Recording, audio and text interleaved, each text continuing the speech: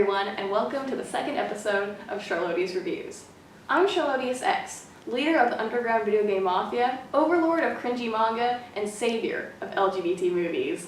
Today we'll be talking about a certain movie that for some reason didn't win the Best Picture Academy Award in the 78 Academy Awards. Though, it did just get added to the National Film Registry, and it is the newest movie out of all of them to be added, as of now. So I'm pretty proud of it. It's a great movie and it deserves it a lot. Now, you're probably wondering, what the heck is this movie? Do you live under a rock? Are you crazy? This is the infamous movie, the gay cowboy movie. That's why it's known by people who haven't even seen it. By people who have, well, it's referred to as the greatest movie of all time. That might just be me. But it's a pretty great movie and I love it a lot, and I'm pretty sure a lot of other people do too. Directed by Ang Lee, this movie features two of my favorite actors of all time.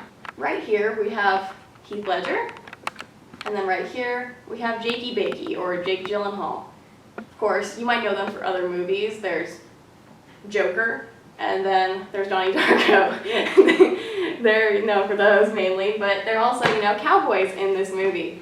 So I love them a lot, as you can probably tell by the fact that I'm even talking about this movie and how much I love them. But even though there's cute actors, that's not what I'm here for. I'm here for the sweet bromance that this movie advertised. Charlotius, this is actually they're gay. I can't say that. I don't know if I can say that. Do you know what I don't know if you can say it either. Well, how am I supposed to do this? I'm gonna get demonetized. I don't know. I'm gonna get. You know what? I gotta turn this on. I'm gonna get demonetized. So basically, Heath and Jake are two cowboys in 1963 Wyoming, Ennis and Jack. They act like, well, cowboys, yeehaw, hee-yee, stuff like that. They get a job from this frickin' guy, Joe, and I'm just saying he's kind of mean, and anyone who's mean to Heath Ledger's character automatically is a sinner on this universe. Sorry, gotta say it, but they get the job and head up to take care of sheep on Brokeback Mountain.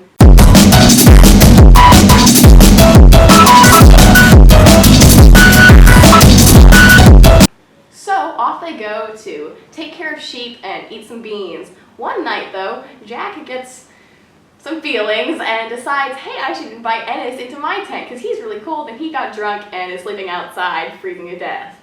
So basically, Jack becomes the ultimate creep, and even if I tried to show a clip, I'd probably get immediately kicked out of school, and so I can't show anything from the scene, but let's just say they become more than friends. So, the two cowboys have a whole new relationship, even though Ennis absolutely refuses to say that it's anything slightly homey. Just saying, it probably is, and he needs to probably accept it. In the aftermath though, Ennis just lets things happen in the end. And so, one night, probably in the same freaking tent, stuff happens, and it's cute, and I like it. Yeah, so, it's great. Watch it. Ennis is completely scared to himself and Jack of admitting it's actually a real thing. Something the clip shows here. Okay, so then Ennis and Jack fight because Ennis has a really short temper. They punch. So, after the whole magical punchy thing, Ennis goes home and Jack goes home as well, moving to Texas. They both get married to sweetheart people, but they can't forget each other. And after 4 years, Jack finally sends a wonderful little letter, and Ennis responds with only 2 words, but they end up meeting up. And some stuff happens. Again, smoochies! It's really great. My favorite scene of the movie, obviously, but just saying, stuff's gonna go down afterward, obviously, because Alma, Ennis's wife, sees it. But then, after everything, it begins to crumble. So, after all this, I start getting really teary-eyed and really depressed, and you don't want to see that because me crying on camera sounds like my cat trying to get out of the tub after me attempting to wash his face.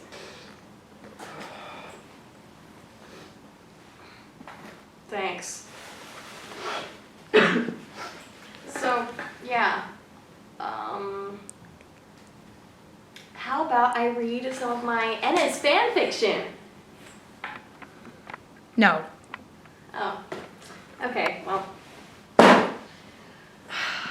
Fine, I'll talk about it. I'll talk about this freaking movie.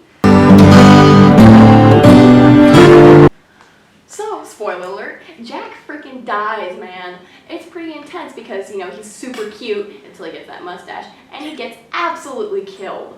Even worse is the whole pain that all of them already went throughout 20 years, and it just ends. Really quickly, too. It's pretty sudden, and just gets a letter, and that's it. Boom, Jack's dead, and you get a flashback sequence of them being really cute. And then it's like, psych! It's all gone. Now, of course, there's several reasons for Jack ending up dying, and it's probably mainly due that he just didn't want to hide anymore. Also, a result is probably the argument him and Ennis had, which had birthed the very famous line, "I wish I knew how to quit you," that Jack says himself. It's a very famous line, of course, everyone says it, or they meme it. Pretty sad, but wow. It sparks the entire thing, and there you watch his downfall, and it's all over.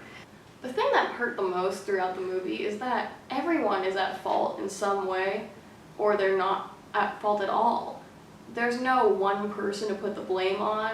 Ennis did a lot of bad things, but he was born in a situation that wasn't the best for him. His parents were already dead, he had barely any money, and then Jack, of course, just couldn't really hide himself anymore.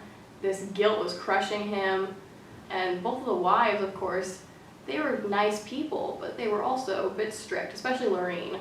They're all quite pressing onto their husbands, and they just didn't know how to deal with the fact that they had to hide themselves.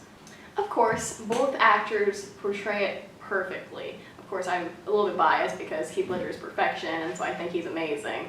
But it was beautiful for everyone, and I think it was a well-acted movie all the way through.